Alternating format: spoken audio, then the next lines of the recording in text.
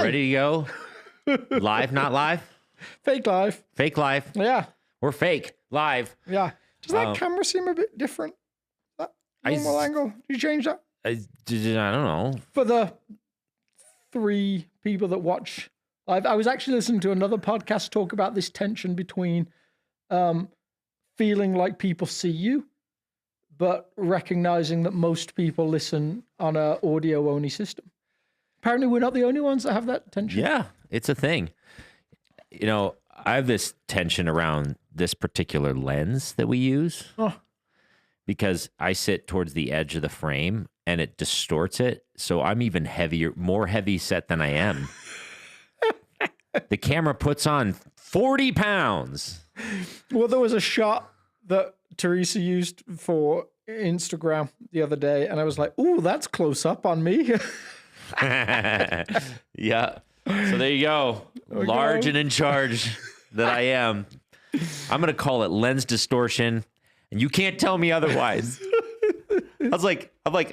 I've been running like 15, 20 miles a week, and I'm getting bigger and bigger in the podcast every week. What's the point? Do you remember that great joke on in the TV show Friends, where it's got like a video back to one of the characters who was heavier back then, and she says, "Hey, the camera weighs adds 10 pounds," and Chandler Bing goes, "How many cameras are on you?"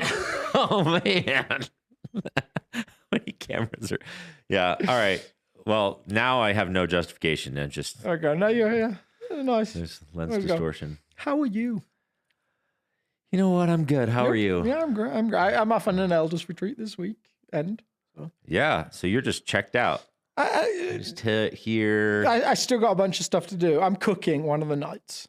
So the tradition is I cook filet mignon on Friday night.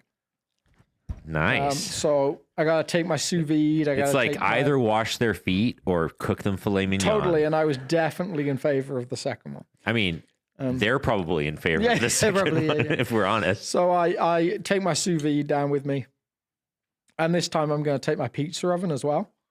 Oh, so you're doing 2 dinners? No. I'm going to finish the steaks off in the pizza oven. Yeah, I did that the other day. Oh, you did? Yeah, for a steak. I didn't taste it because I just made it for. A lot of times, I'll make a steak for Allison if we're having something else because she can't handle certain things like pizza or whatever. So the rest of the family eats pizza and she'll get a steak because pizza's hard on her stomach. So that's why you guys tuned in to the Red Couch Theology podcast to hear about our cooking tendencies. Yeah, foodies. That's right. We are. Yeah. You and I both just we like us a good meal, and we're willing to figure out how to make it. We really are. People of many talents. So we'll change this to the Red Couch Theology and Foodie podcast. Yeah. Anyway, that's not what we're here. We should start another podcast. A cooking show? You know what? That's what the world needs. 2 more white guys with another podcast. No, we should start a cooking show. Yeah. I think, all right, if you guys want us to start a cooking show, let us know. We probably won't do it, but who knows? How many people would it take from South to comment before we were like, we really need to think about this? Well, you just saying we probably won't do it suggests that I already expected the silence to be resounding, and now having said, but we probably won't do it, means that it's almost certain. I'm just curious, how many people would it take from the community to comment on this post? You know how YouTubers do that thing? Like, if I get 100,000 views on this, I'm going to shave my head or something. Well, there we go. Let's round it down to 100 instead of 100,000. I know. If we get 100 people who genuinely want us to start a cooking show, I mean, it would force a conversation. It would probably force us to build out a kitchen, and we could do like theology and cook at the same time. I love it. I think. Sounds like a time-consuming endeavor. It does. Do you know the prep work that would go into that show compared to this show? So much more. Yeah, the prep work for this show is years of theology degrees and writing sermons. And then we sit down and turn on. I do push 3 buttons every week. Is that including the one at the end? Oh no, 4 buttons. Oh man. This show's starting to get way out of hand. I can't handle it anymore. 4 buttons? It's too much. Too much. It's too much. We're going to retire and take up pickleball careers. Because I couldn't handle the 4-button press job. I don't know what's in us. I don't know if we just both got good sleep or we both got bad sleep, but I feel great. What did you talk about on Sunday? Gratitude. Are you feeling grateful today? You know, I actually am. Yeah. Yeah. Yeah, but probably feel. I mean, I tried to pull out the tension between feeling gratitude and practicing gratitude. Yes. Because those are very different things, turns out. So it's like a fake it till you make it thing? No, I don't think so. I think sometimes you just wake up and you're like, I just feel, there's something about what's going on around me. That Robert Browning poem I read is one of my favorites just because he and I think the same. Yeah, so, what was the poem? It's called, actually, no. You know, I'm just dying to put something on the screen for our video viewers. It's been a while. We don't put stuff on the screen. I don't even know. Oh, wait, we have no internet. We don't have internet. Can't do that. I don't know if I know the name of it even, thinking about it, but it just starts off, the years at spring, the days at morning, the morns at 7, the hillsides dew-pearled, the lark's on its wing, the snail's on the thorn, God's in his heaven and all's right with the world. And it's just that picture of like, I actually was thinking about this morning. I was lying in bed. I do the wake up with the kids. So if no one woke up last night, it was brilliant. So I slept in a little bit longer. And I woke up and, it's blue sky. We got a window that looks out over the mountains. And so I'm just lying there and it's just blue and beautiful. And for some reason, the scent of England in like summer just came back to me. Huh. And I just sat there for a few moments, just been grateful for that. Even though I don't get to experience it right now. Yeah. Just very distinct. And there's all these people that write about those like early years and how, you kind of, assuming you had a fairly happy upbringing. And as a child, you tend to enter into it as it is, kind of. Without judgment. Without much judgment. But there's all these people that do these like imaginary things on Instagram now where they're like imagine you wake up, like it's actually like you're still 12. It's Saturday morning, Saved by the Bell is on the TV, you're making pancakes, like all those kind of like throwback experiences. Which, like, not that you wouldn't want the life you have now, which is beautiful, and that we'll get to that in a second, but there's some kind of like sense of like, did not appreciate that in the way that it could have been appreciated while I was living it. Yeah. Now, at the same time, like those feelings of gratitude aren't there all the time because life can be challenging, life can be hard, life can take turns that you didn't expect it to take. Yeah. So what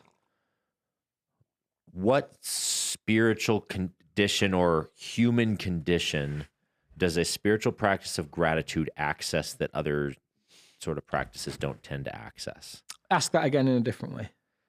Like, what's the ailment that gratitude is the remedy for in human life? So would it be too easy to say ingratitude? Yes. I mean, I reject that answer. Just on one level, like one, certainly. That's like when you ask your kids, "How was your day?" Fine. Like...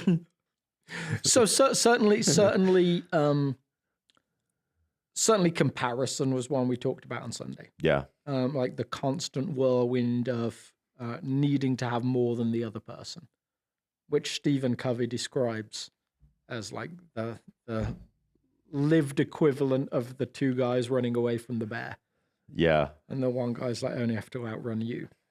Yeah. Like really, if that's where you're looking at, like if life's coming eventually to take everything that you ever created and owned, if it's true that you were born with nothing and you'll leave this world with nothing, which is like so this Proverbs, Ecclesiastes sort of sense, and Jesus says some stuff like that, then really ultimately everyone's going to lose everything that they ever earned or created in this world. You're going to leave in that condition. And so if you're just trying to get more and more and more, you are very much, if the bear is death, you are very much just saying, like, where am I compared to everyone else? And so maybe don't value that. I don't know if Stephen Covey would quite go there, to be fair. I mean, he's a bit more like centered around how you live a happy life. Yeah. But on a theological level, I think comparison. And I think your first answer, even though we're joking a little bit, is powerful. Like, who would choose like an ungrateful life over a grateful life? Well, even if because gratitude,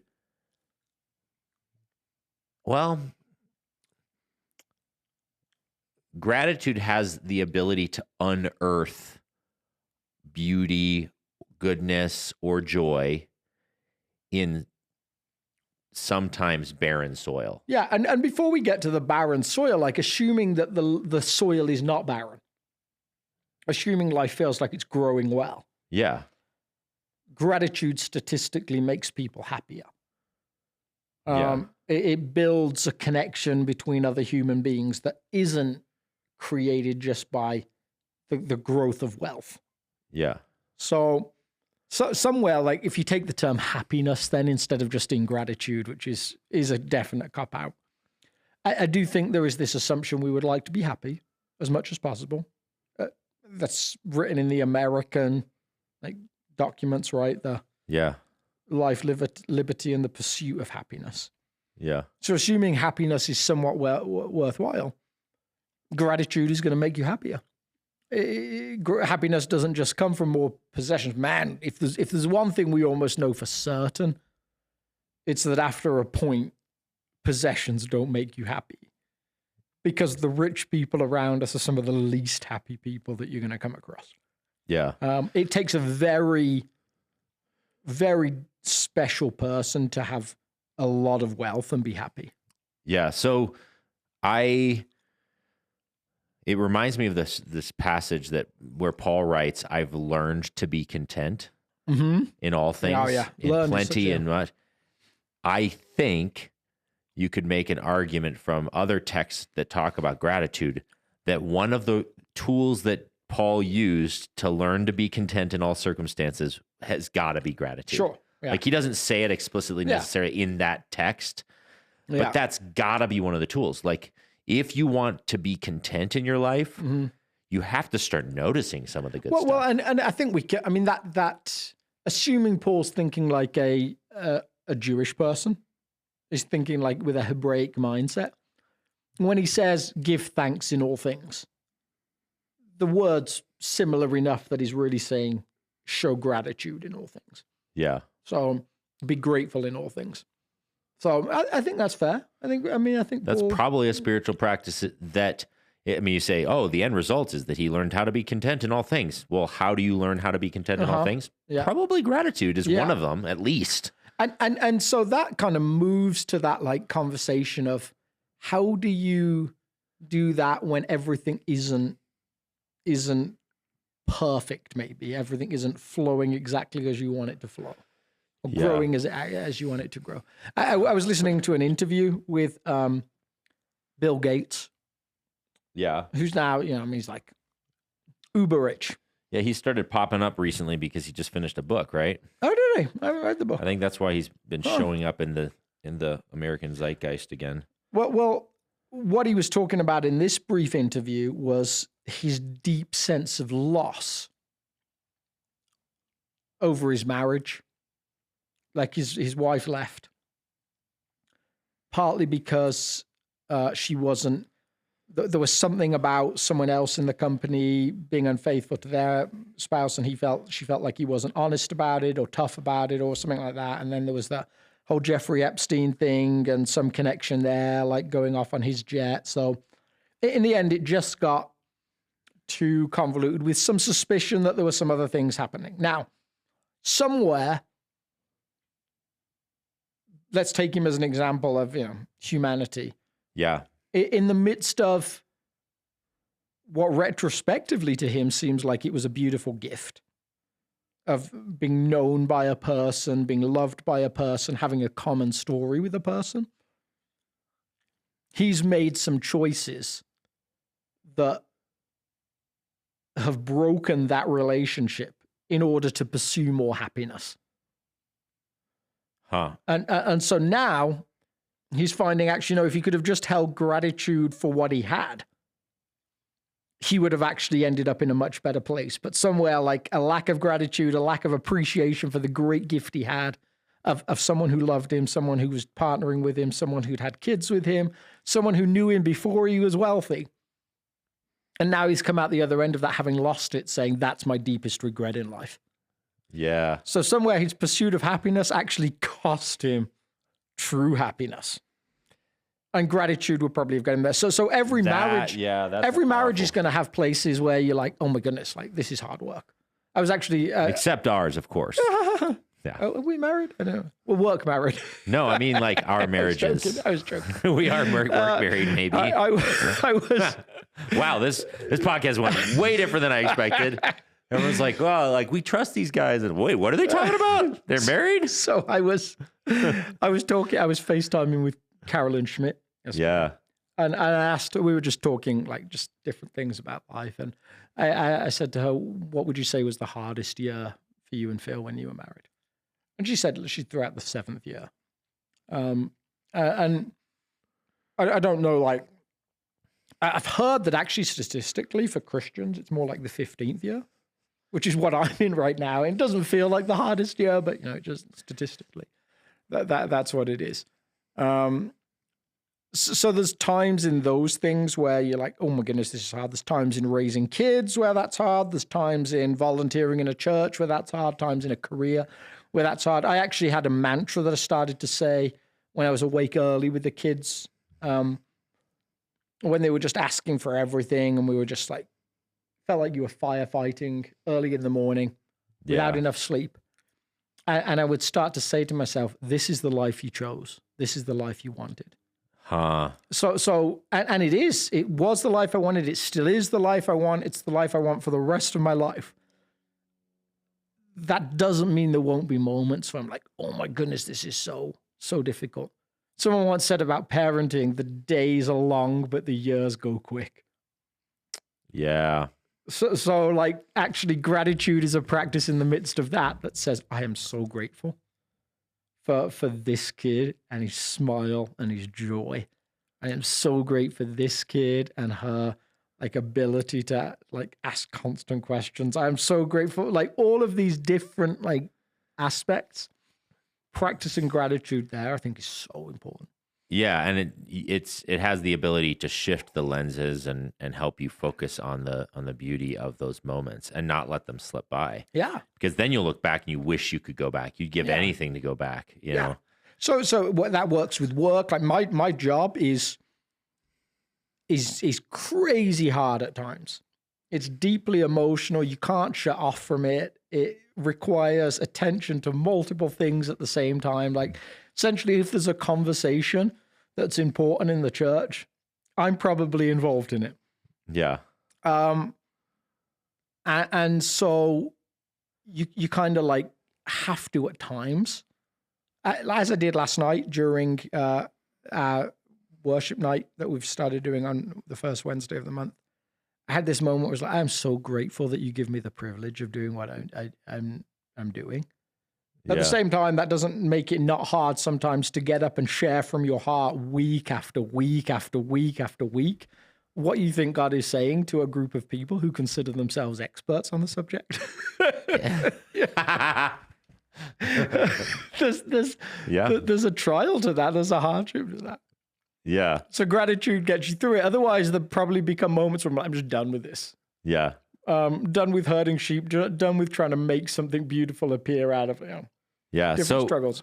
So you told me that you ended up cutting a whole bunch of data points related to gratitude and like statistics and like some of the, do you have any of those that you want to share or like off the top of your head? I can't think of them, which is unusual for me, which are just maybe they weren't very important. Yeah. I mean, but the 30,000 foot idea behind some of this is, and actually, I think this is super true. Anytime you talk about spiritual practices, it's kind of funny to me. When I first started reading about spiritual disciplines, I was reading Dallas Willard, and then there was this new wave of like more accessible books about neuroscience. Yeah. And I'd be like reading a spiritual practice book and then reading a neuroscience book and then reading and they're saying the same stuff half the time. And you're like, and you know, all these neuroscience, like there's this new discovery that prayer is helpful. And you're like, yeah. And meanwhile, Paul's like, hey, people, come on. Like, I've been saying this for thousands of years.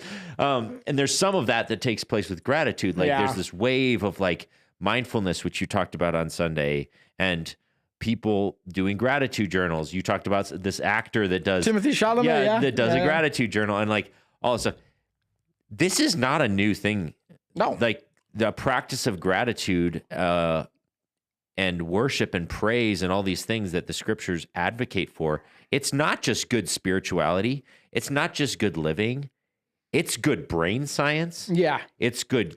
It's the good way of being a human. Yeah. And I think that's that new old thing is, there's a reason that Ecclesiastes says there's nothing new under the sun. Yeah.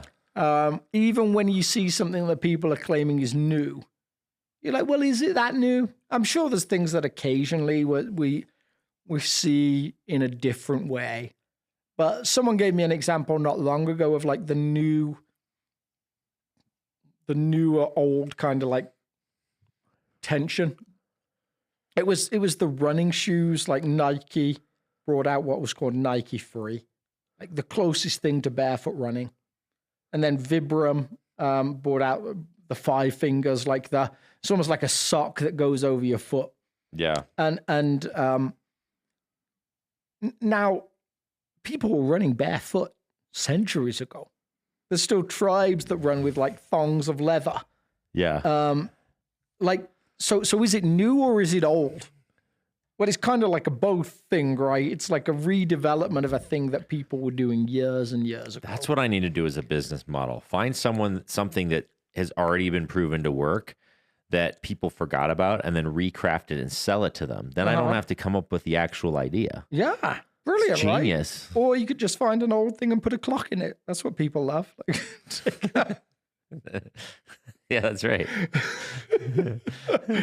Oh man, and the copyright laws now change those things. But like, yeah, there's like this repackaging that happens when it comes to these kinds of ideas, and the science starts to discover, wow, this stuff's really actually healthy and helpful. Yes. And having a regular practice of gratitude is like really good for the brain. Yeah. And it's really good for social relationships. Yeah. And it's really good for all these sorts of things. Yeah. So I was just looking back because you'd asked about my old notes. And there's a thing in my notes that just says Leo Spider-Man. And I wish I could remember what it was, because it feels like it could be gold. Yeah, but I have no idea what it meant. But yeah, it is it's a practice that I think is easy to do in comparison to some of the practices that we'll ask of people or suggest for people. Yeah. So I was actually chatting to a guy on Sunday who started coming, like they've been coming for maybe 4 or 5 months now, really love South.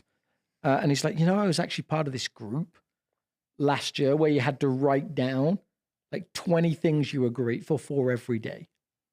And he said, it was just life-changing. I have no idea why I stopped doing it, but somewhere just in the busyness, I just didn't do it anymore. So I got to start doing that again. Yeah. That's powerful. So I think it might be helpful just to maybe tell a few stories of moments that we're grateful for. Yeah. Or even sometimes if there's an example that we both have of like a season that was really hard that we found gratitude in the midst of. Well, I already just to gave my illustrate. example I know you gave one. So you should give one. A hard example? Which one did you give? The one about like waking up every morning and this is the life you've wanted. Yes. So, well, I'm interviewing you, so you got to start again. Give me some time. I'll give you a one of the ones that's surprising to me is just a fun little thing, because it's a mixture of like sadness and then intentional gratitude. Some of my kids, especially my youngest kids, still love Finding Dory, the TV show, and there's this point in the movie where they're doing like the little school which Mr. Ray teaches with all their like little fish and stuff like that, and he's teaching them about migration, and they have the rays that come past, and he's like, okay, listen for the rays song, and this huge wave of rays come past, like just like stingrays just beyond where the eye can see, and they sing this song like, we know who we are and we have to travel far. We go to find our way back home, and that's been one of those things that every time like I hear it, there's this weird moment of like the loss of family, of place. You know, like I'm like an immigrant living in a different country. Yeah, and it doesn't matter how many years you do that. There's always a little part of you that's like, you know, I'm lucky in some ways in that to observe me, like you think, you fit in just fine here. Like no one would know without talking to you that you want America, and like you can, participate to whatever degree you want. Like you're pretty accepted. But this is a very different country to the country I grew up in. Yeah. For so many reasons. And Colorado is more different to the country I grew up in than any of the other places I've lived here. So there's this weird sense of loss. But then in the midst of that, like gratitude that I get to go visit regularly. I get to, because of like things like technology, talk to my family regularly. Like we text all the time, which go back 100 years. A very small period of time in the vastness of history. And you'd write letters that would take months to get there. Yeah. Maybe you'd send a telegram if you were rich, but for the most part. And so like you have like this ability to look at that and say, oh man, I'm so glad for those things. So glad for the experience of seeing family again. So glad for the relative closeness in this world. So glad for like the gift of the life I have, the people I've met that I wouldn't have met, the places I've gone that I wouldn't have gone had I not chosen to move, which is a hard thing to choose. Takes some bravery, and Laura did it at 19. She moved to England at 19, which is far, far braver than me moving here at 30. Yeah. So like just appreciating that is just something I've just noticed come up regularly. Yeah. Huh. And then as I get closer to it, like every time I hear that song when we're visiting now in 4 months, there's this moment where I'm like, yes. Yeah. Yeah. So, I mean, there's so many examples I could give, but one of the unique frames that was given to me, I remember I was in this training for missions teams and stuff like that. And I don't even remember the context of which training we were in, but the person running it was talking about gratitude. And she recommended that we pay attention to some of the littler things. Because something about being grateful for something very, very small, it like almost like cracks open the soul to being open to bigger things. And the example she gave, which I still use pretty regularly, is being grateful for blueberries. That's so interesting. And when I give, my wife hates blueberries. So when I talk about like, well, let's not forget about the small things. Like, for example, if you really like blueberries, I still use that as the illustration because that was hers, and it wasn't even mine, but it was so palpable to me. I hadn't even considered. And as I was super young, I think I'm more aware now of being grateful for some of the little things. But I thought that was super helpful because there are, and that's like so innocuous. It's not like this big, meaningful relationship or whatever, but like just saying, wait a minute, the smell of coffee in the morning. Yeah, that's a good one. Or the way, like you described, the way the light comes in the mornings at a certain angle. When you walk in snow, like snow out in the green space, when I take my dog out there and she just throws herself all over it. Yeah. It's beautiful. Yeah. So I think paying attention to the little, seemingly inconsequential things actually is like a gateway drug of gratitude. Yeah. So then you wake up to more things. This is a quote by L.M. Montgomery, who wrote the Anne of Green Gables series. Oh, yeah. And my dad used to have this on the wall of his office. It was just like a piece of paper he'd printed out. I just remember it stuck on like the lowest shelf. It just hung like right where he sat. It would be right like there, like 2 feet from his face.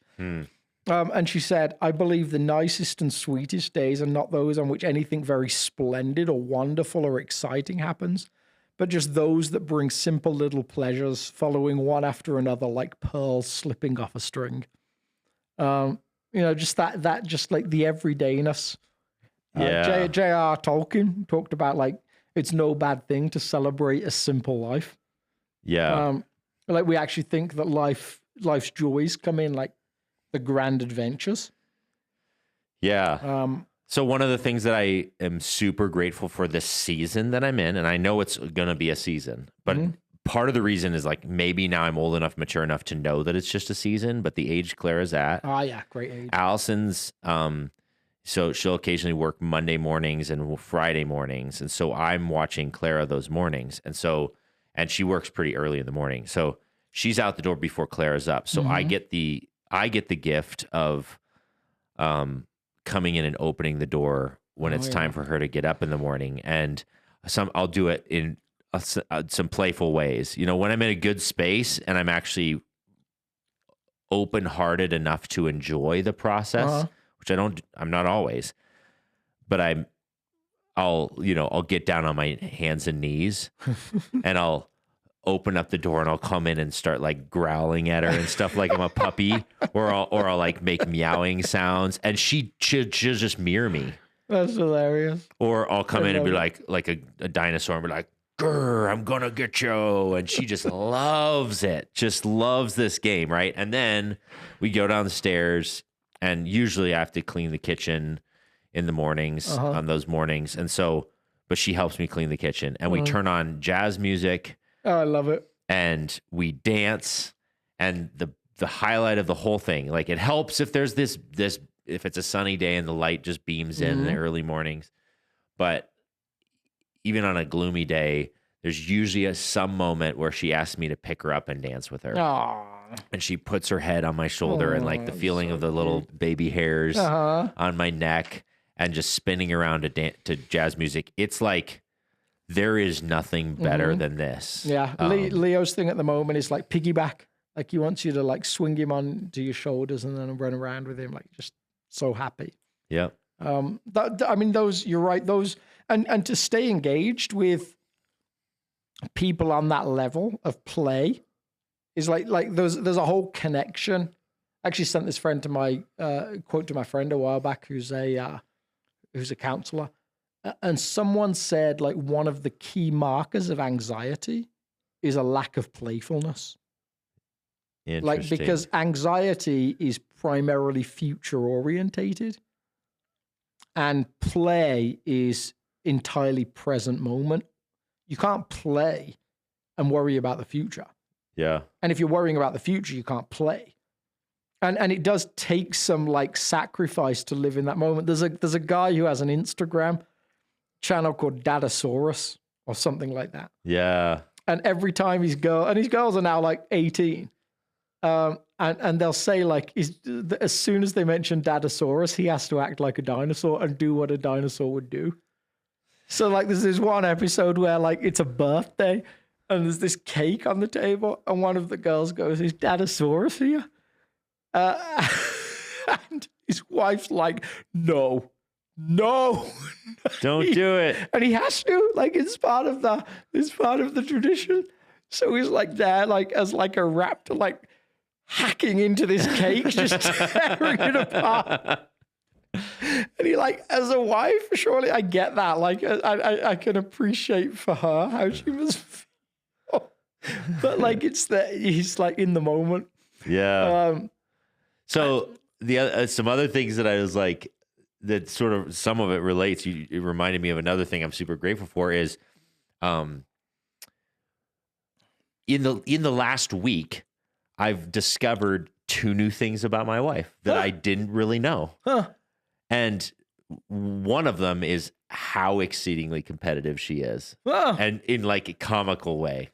So I won't get into all the details of it because it's just a long story. But we just started to play this game for date nights where she picks an appetizer place, I pick an appetizer place, and then we rate them against each other. Okay. And whoever wins gets to like do an extra chore that week or something like that. So it was supposed to be this lighthearted play thing, like try and shift the sort of dynamics of the way we hang out together so that it's not always just rinse and repeat, same thing well, the first week I got in the car, I had no idea what I was in for, because she kind of like played it cool as she's getting ready to go out that night.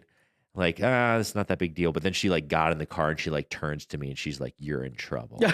And I was like, "What in the world?" And she's like, I've got places lined up for 6 months. I've been thinking about this all day. And I was like, I spent 10 minutes prepping for this competition.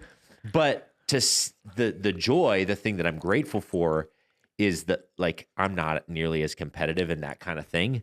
But just to see her, how alive she is in the competition, that we're like smack talking each other. Interesting. Trying to decide, this is cheating. Like, you can't do that. That's not an appetizer. Is a salad an appetizer? Like, we're just Definitely. all this playfulness, right? And so, but to just see a part of who she is as a person come awake, that I knew she was competitive. I had no idea how competitive she was. So I felt like she was competitive because we played a game, for those of you that care about this stuff, on Thanksgiving with all of us called "Are You Old Yet?" Oh yeah. And so I to be fair, I didn't know if the competitiveness was out of just natural competitiveness, which I have on everything, versus a deep desire not to be old, which is, both strong desires. Yeah. But then the other thing I knew this one actually long time ago, but I guess this morning I actually was reminded and I was grateful for it. And I was like, part of me was like a little bit sad that I hadn't been grateful for this part of. So my wife, I come in after running this morning and she's like crying and I'm like, "Oh no, what's going on?" And she's just like, she was processing someone else in our church community who is deeply, deeply suffering. And she has some relationship with this person, but it's not like this day in and day out best friend kind of relationship. Yeah. And she's just undone by their sorrow. So the gratefulness that is me is like, my wife has this capacity to empathize at a level that I can't even understand. Oh yeah. Her empathy level charts. And I was just like, I showered and I was just processing that. Like, I'm just so grateful that God made her have this compassion, because it's the same kind of compassion I see in Jesus. Yeah. Now I've known that about her. I just decided to be grateful for it this morning. So here's an interesting thing. And this is something I firmly believe, and I was actually processing it myself. So hopefully this helps. Maybe you, but other people. There is a temptation when you become grateful for something to it be tinged with regret that you weren't grateful before. Interesting. Like there's like almost a sense of like, I'm trying to think, there's a movie quote floating around in the back of my head that it's not quite coming to the front, but somewhere like it might be expressed as like, "Oh man, so many wasted years." Interesting. Like so many wasted moments, so many wasted like day nights where I could have been grateful, or like mornings where I could have been grateful. Yeah. And so that's actually okay. Like if it leads to some sense of like maybe repentance or like, sense of like transformation. But I also think beautifully in relationships, there's an idea in Joel, where God is talking about his relationship with himself and the people of Israel. And he says to them, I will restore the years the locusts have eaten. Yeah. Like that you can't go back, but there is a rich blessing on the future. Yeah. When you partner with God in that way. And so that I think is just a beautiful promise for Christians of like, yeah, God is the one who restores the years the locusts have eaten in surprising ways. Yeah. And that, yeah, true repentance leads to like transformation, but you can just wallow in the sorrow of it. And so I think that like that recognition that God is able to do those things is a beautiful gift in gratitude. Yeah. Yeah. So one more story. This is more in the hard space. I remember one of the heaviest seasons of my life. And it was like, it felt like one of those seasons where it was comedy of errors. Like it's on all fronts, you know, financial struggles. Alice and I were having struggles. Work was heavy and hard. You name it. It just felt like it was every front, and I was just overwhelmed, and I was just weary in general. Yeah. So, but I remember having this realization that my best friends in my life were some of the people I worked with. Yeah, it's a gift. And that they were super understanding. They gave me space and time and energy to process different heavy things or whatever. And I was just like who gets to go to their job where they make their living and have someone say, you know what, your job, like have your boss tell you today, the task that I'm assigning you is to go play disc golf. Yeah. Because you need some sunshine. Yeah. And you need to not think about this issue for a little bit. And I was like, what job do I have right now? And I didn't even notice that thing at first. And then I suddenly hit me, and that gratitude of knowing that I had these safe spaces and all that stuff was one of the one of the things that helped sustain me through a really heavy season. And I think you actually need the space in those places to come to see like the amount of things you have to be grateful for by yourself. I had a similar story when I was working in Michigan, I had a whole amazing team of people I worked with, an amazing line manager who just I connected with on a very deep level. She really was a great mentor to me. And in the midst of that, like I had a work thing blow up. And I remember sitting in her office, and this was like maybe 3 years into working there. And I remember saying to her, like, for like these last 2 days are the first days I haven't wanted to come to work, as though like I was like entitled to be mad about that. And then you kind of take a step back and you're like, wait, I've worked here for like 1,000 days, and there's only been 2 that have been like that sense of like, not many people get to say that. That's a real privilege. Yeah. To be able to say, I am grateful for a place that has like found me a role that is that suited to my way of living and my way of operating. Yeah. And has been that gracious with me. That's a gift. Yeah, yeah. And she didn't point it out. She could have done. She's smart enough that she could easily have said, yeah, idiot. But actually seeing it retrospectively, oh man, like to have a place that you thrive in to that degree. And the truth is, like the thing that blew up was with another staff person who was her boss, and it was kind of on me. When you look back retrospectively, you're like, like there was some stuff there that like I could have probably operated better in, and now I do his job. I'm looking back and I'm like, I would totally have been annoyed about that, and would probably have done the same thing he did. Now maybe I'd have like I'm probably a more I'm a bit more of a people person than he is. Like he's quite task driven. So I probably have had more social awareness operating in that moment, to be fair. But yeah, most of it was me. Interesting. And so like having that perspective to be able to say, yeah, be grateful for the gift that you have. The other like fun tip maybe is maybe recommend that you poach gratitude from others. And here's what I mean. And I think that like if I've noticed that I can be grateful on behalf of someone else for something they're experiencing. Yeah.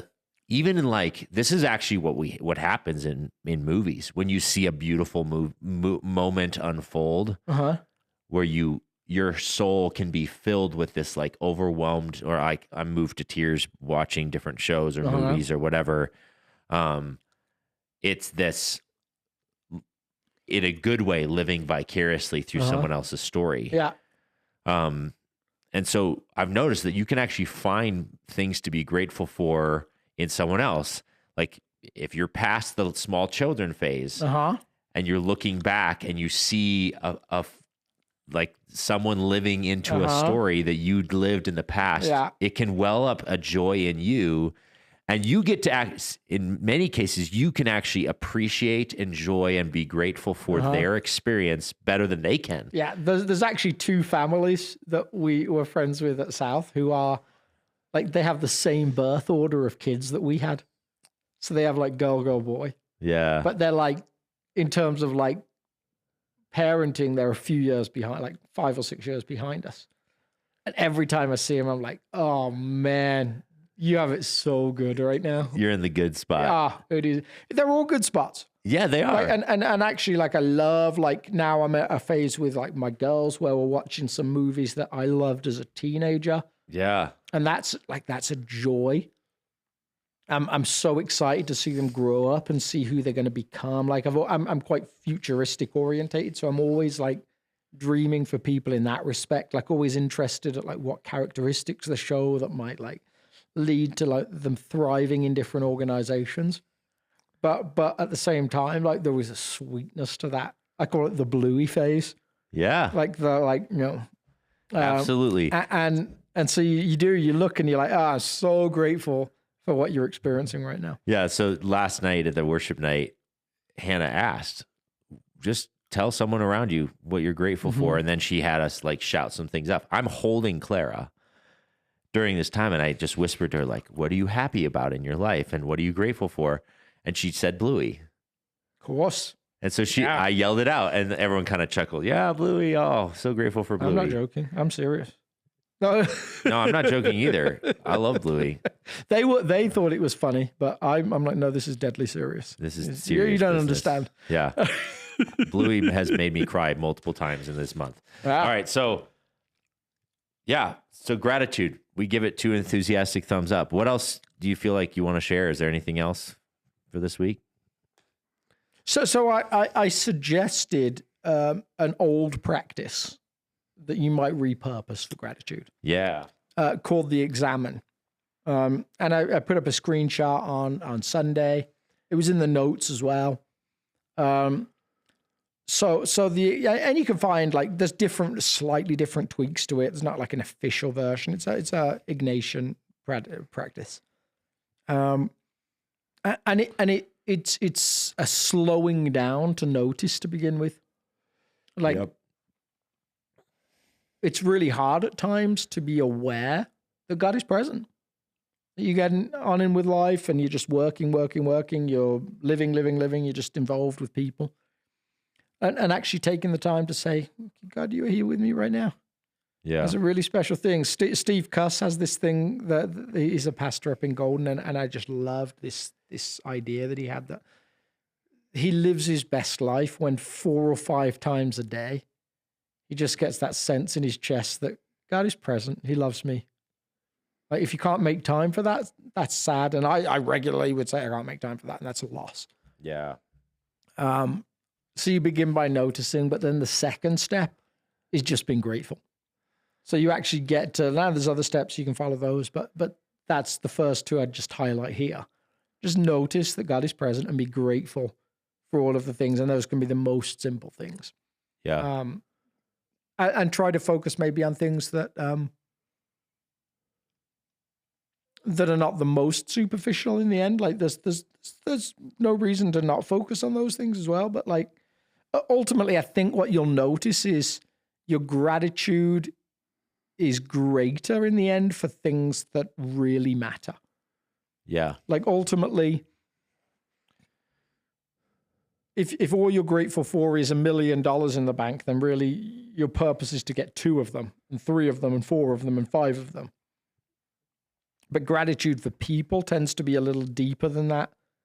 Tends to go a little bit more into like who that person is rather than just replicating more and more of them. Yeah. Tends to appreciate the uniqueness of them.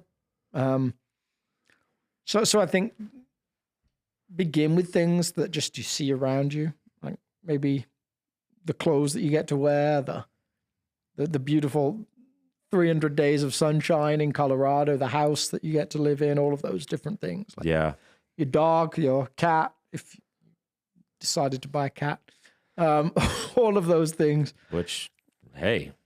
That's your thing? Yeah. I have 2 cats, don't care for them, but I'm actually becoming more fond of them. I'm actually breaking, so they're getting to me. Gratitude is coming. Wow, that is spiritual transformation. Yeah, sure.